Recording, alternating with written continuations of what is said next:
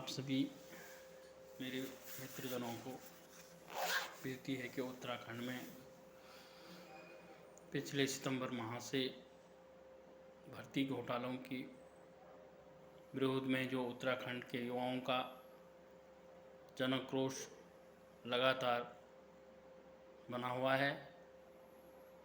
सरकार के ऊपर बेरोजगार युवाओं का आक्रोशित होना, जन दबाव, अनेक यूके एसएससी के द्वारा की गई भर्तियों में हुए पेपर लीक, भ्रष्टाचार से पहले उत्तराखंड के युवा बहुत ही परेशान थे। लगातार कई दिनों के आंदोलनों के बाद सरकार ने एसआईटी गठित कर जांच के आश्वासन दिए। जांच उपरांत कुछ भर्ती परीक्षाओं को क्लीन चिट दी गई, कुछ भर्ती परीक्षाओं को निरस्त किया गया। बाकी की परीक्षाएं उत्तराखंड शासन के द्वारा उत्तराखंड लोक सेवा आयोग को स्थानांतरित कर दी और उत्तराखंड लोक सेवा आयोग ने पुनः विज्ञप्ति प्रसारित कर तमाम परीक्षाओं को दोबारा से कराने का निर्णय लिया। लेकिन खेदजनक है, खेद का विषय है कि उत्तराखंड लोक सेवा आयोग की प्रथम ही परीक्षा, जो कि 12 जनवरी को आहूत की गई पटवारी भर्ती परीक्षा, उसी में ही पहली भर्ती परीक्षा में ही लोक सेवा आयोग भी विफल साबित हुआ और पटवारी का पेपर लीक हो गया।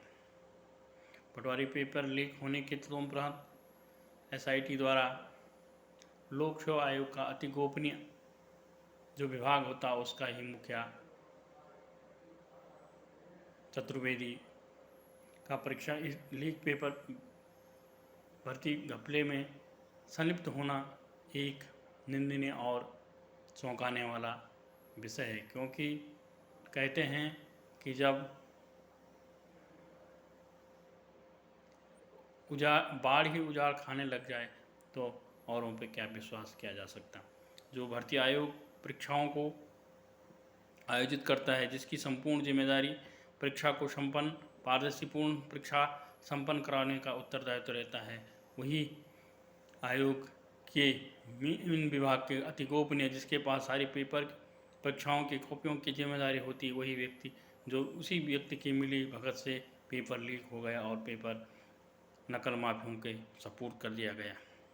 उसके बाद लगातार प्रवक्ता भर्ती, जेईई, अनेक कई भर्तियों पर लोक सेवा आयोग पर आरोप लगते रहे, लेकिन सरकार और आम जनमानस उनको नकारता रहा। लेकिन जब से ये पटवारी भर्ती परीक्षा का पेपर लीक हुआ तो सबको यह ज्ञात होने लगा कि लोक सेवा आयोग भी भ्रष्ट है और यहाँ राज्य गठन से लेकर आज तक तमाम भर्ती परीक्षाओं में घोटाले और घपले होते रहे हैं। ये आज सिद्ध होता है। इसी के विरोध में कल उत्तराखंड के छात्र नौजवान बेरोजगार साथियों ने एक शांतिपूर्ण धरना गांधी पार्क में आयोजित किया और अपने शांतिपूर्ण धरने में चल रहे आयोजन में कुछ पुलिस के लोग जो कि शराब पी के बताए जा रहे हैं आए और उन्होंने इनके साथ अभद्रता की। इस अभद्रता के विरोध में कल बृहस्पतिवार को तमाम उत्तराखंड के बेरोजगार नौजवान उत्तराखंड की सड़कों में एकत्रित हुए और उन्होंने अपना शांतिपूर्ण जुलूस और प्रदर्शन करते रहे। लेकिन पुलिस की और सरकार की बर्बरतापूर्ण रवैया और आक्रोशित छात्रों के बीच मुठभेड़ हो गई और वो जो है सरकार को लाठीचार्ज कराने पर बाध्य हुए।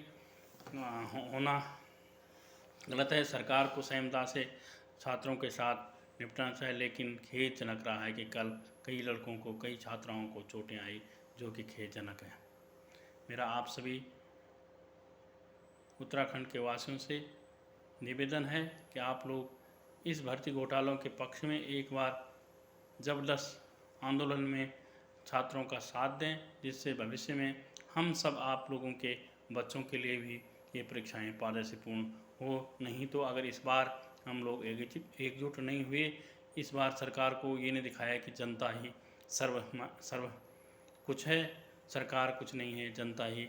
लोकतंत्र में जनतंत्र ही सबसे बड़ा तंत्र होता है, इसलिए सबको एकजुट होकर इस समय छात्रों का साथ देना होगा, जिससे भविष्य में आज किसी का बच्चा है बेरोज़गार है तो कल जिनके बच्चे छोटे उनके बच्चे बेरोज़गार होंगे, उन्हें भी इन्हीं हालातों से गुजरना पड़ेगा। इसलिए समय रहते ही सरकार पर दबाव बनाएं और तमाम भर्ती परीक्षाओं की सीबीआई जांच के लिए सरकार को बाध्य करें। इन्हीं शब्दों के साथ जय हिंद, जय भारत, जय उत्तराखंड। धन्यवाद।